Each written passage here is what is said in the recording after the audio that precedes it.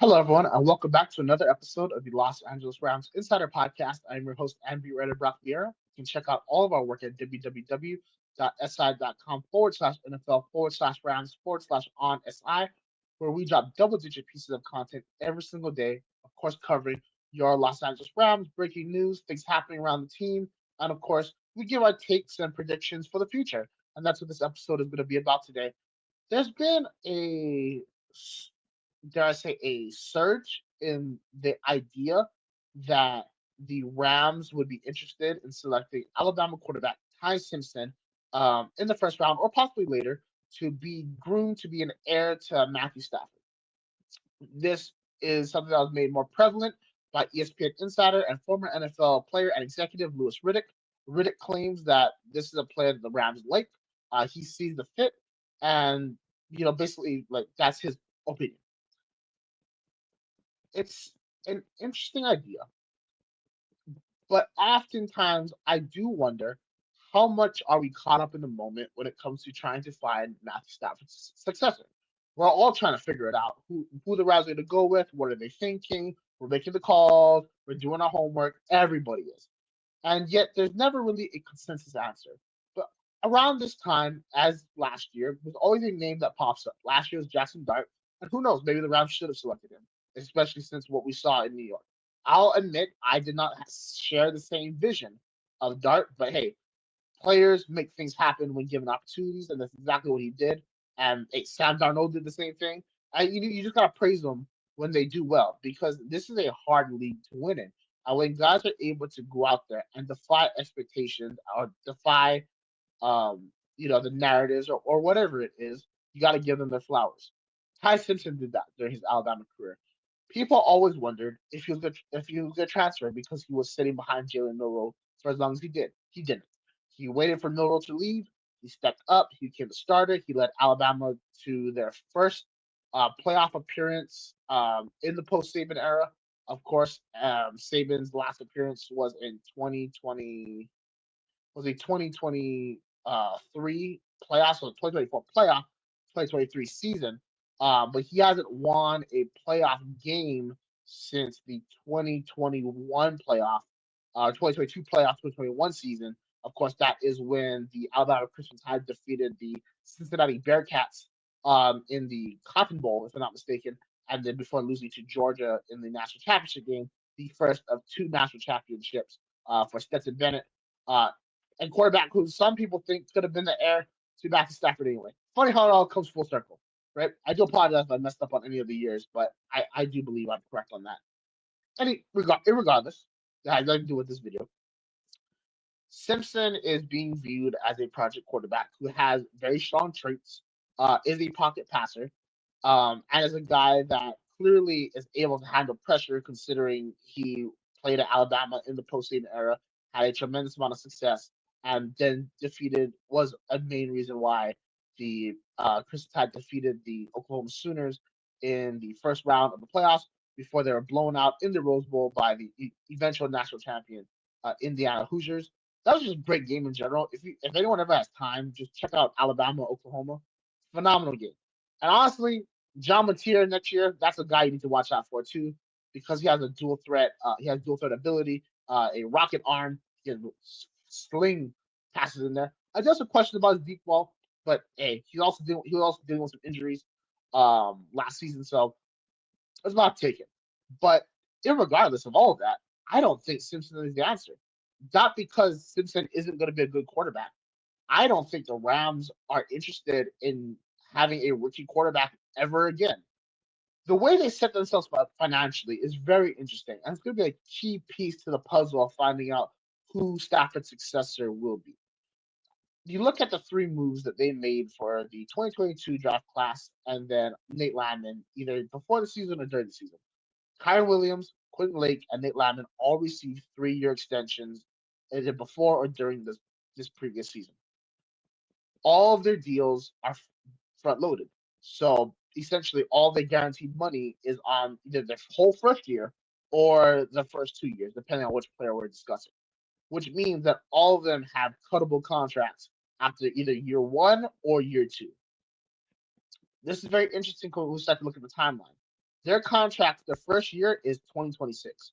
Right now, the Rams have about $40 million in cap space, which is perfect. The theory that I thought the Rams were going with at first was you set this up now so that when Stafford retires and you're able to bring in a rookie quarterback on a rookie deal, you would have more than enough cap space in order to sign guys like Jared Verse, Byron Young, Kobe Turner, Puka Nakua, possibly now Ward McClendon, Ethan Evans, and whoever else you may want to keep to long-term deals. And you could do that before their fourth year in order to try to save a little bit money-wise. What is going to be a key indicator into how the Rams proceed moving forward is who they sign this cycle and how much they sign them for, especially when it comes to that 2023 class who are all entering their fourth year of their rookie deals this upcoming season. Puka Nakua is going to get paid no matter what. I think between Kobe Turner and Byron Young, one of them will get paid too. If they then sign three of them, because also Steve Avila is a part of that class as well, but I'm not too sure what his future holds. If all three of them are signed, you have to look at how their deals are structured. If their deals are front loaded, it would heavily indicate that the Rams do intend on going with a rookie in the future, therefore putting Simpson in play to be selected this year because of the Rams' two first round picks that they own. If they backload those deals, and NFL executives have gone on record with Rams on SI, but have decided to remain anonymous. But they believe that before Stafford recommitted to the Rams this year, the Rams had a backup plan where they were going to possibly use both first round picks, add more trade capital to make a bold move for Joe Burrow. To me, that indicates exactly what the Rams are going to do. And it's not Burrow. I mean, I think the Rams will go after Burrow, but I think that the truth is the Rams are going to go after a veteran quarterback, regardless of whether that's in free agency, the trade market, or whatever it is. I think that there was so much irritation from the Jared Goff era and the limitations that Goff had that there's a general belief, and again, I'm speculating this, but there's a general belief within the Rams organization that if they want to remain competitive on a year-to-year basis, they're going to have to figure out a way to replace a quarterback with a quarterback who at least has the knowledge to be able to run McVay's system, so that McVay isn't having to simplify things in order to meet the needs of his pressing situation. They can just flow. There are multiple candidates that are going to support this theory that are either going to become available for the trade market or free agents within the next 12 to 24 months. Burrow being one of them. The problem with Joe Burrow is that he has a close relationship with Jamar Chase and T. Higgins. And again, if I'm not mistaken, they all have deals that run at least to 2028. I'm pretty sure Burrow and Chase goes into 2029. If a move was to be made, it would have to be a package deal, and at that point, it would become way too expensive for the Rams to execute. However, there's a little caveat coming up, which is there's a general belief that there could be an extension for the years that you're allowed to trade picks to extend from 3 to 5. So right now, less need to trade draft picks from 2026 draft, 2027, and 2028. If that extension comes, you could also go from 2029 to 2030. In that scenario, he would then have enough draft capital to be able to make a bold move to bring in Burrow and possibly one or if not both of his receivers with him, depending on what the financial situation for the Rams looks like at that time. There's also the ability to bring in Baker Mayfield for no trade and yet at no cost to you in the trade market next offseason, as Mayfield is expected to be a free agent after this season. Mayfield could quiet all that down, and the Buccaneers could too if they extend Mayfield this offseason. But if they go throughout this whole season and they don't extend him, I do have to wonder if the Rams would make the move to go out and get him on the free agent market, considering how that lines up with potentially Matthew Stafford's career timeline and trajectory. I'm also not convinced that this will be Stafford's final year. There was something about this season, not just in the way that he played, not just from what he had to overcome, but there was a genuine level of enjoyment from him that I'm not too sure he's ready to walk away from yet. And he's, as a person, not in a position where he has to. He is a father and he is a family man. So that is going to limit his ability to play anywhere else but the Rams. But he's already secured his future for the most part. The Rams had him play the game with chicken last year when it came to his contract negotiations, where they said go seek a trade. He found a trade. He found a trade partner that would pay him 10 more million a season, and it essentially came down to a meeting that happened between Stafford and the Rams top guys that led to his return to Los Angeles. And he said himself he didn't want to play anywhere else. And at this point in his life, does he really want to pack up his whole family and move somewhere else? Probably not. And then, of course, there was that great moment at the NFL Honors where he was flanked by all of his daughters on stage. But they're also all in a very young stage of their lives. But at this point, it becomes one of those things where now they get to remember all of those memories. And you go back to Philip Rivers at his return after 5 years gone.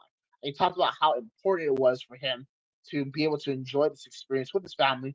Because a lot of the younger kids didn't get a chance to really enjoy watching the dad play all those years ago.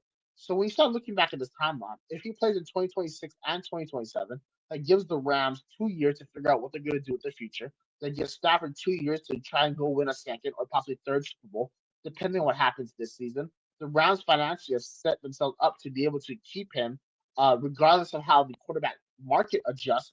And then from a personal standpoint, as he mentioned at the NFL Honors, there is the wanting of you want to be able to perform in front of your family. That's a dream for any athlete. That's a dream for any competitor. And the fact that he's going to have an opportunity to do so when his children are a little bit older and can remember a little bit more, it's going to be very hard for him to walk away from all that, especially when he's getting paid at minimum 40 million a season, if not more, as these years come. That is why I believe while the Rams are going to do their research on a guy like Ty Simpson, I don't think they're ready to pull the trigger on a quarterback yet because I don't think they're ready to say goodbye to Matthew Stafford yet, and I don't think Stafford is ready to say goodbye to the Rams. This is going to be a situation that's going to take some time to figure out, and it's going to involve all parties um, having personal and detailed conversations about what they want out of these final years. But for the Rams, I also think that they recognize what happened with the Aaron Rodgers Jordan Love situation, and considering that they have always had this all in mentality, I think that they're gonna push their chips to the forefront this season, use all their picks to be able to supplement the roster with players who are ready to execute things right now, and try and delay this retirement as much as possible, and therefore taking Simpson out of the equation for being an option for the Rams in the post Stafford future unless of course they somehow find a way to pick him up once he gets drafted to somewhere else. That's been my take on the situation. Would love to hear yours in the comment. Until next time, this has been the Los Angeles Rams Insider Podcast. We'll catch you on next time. Take care.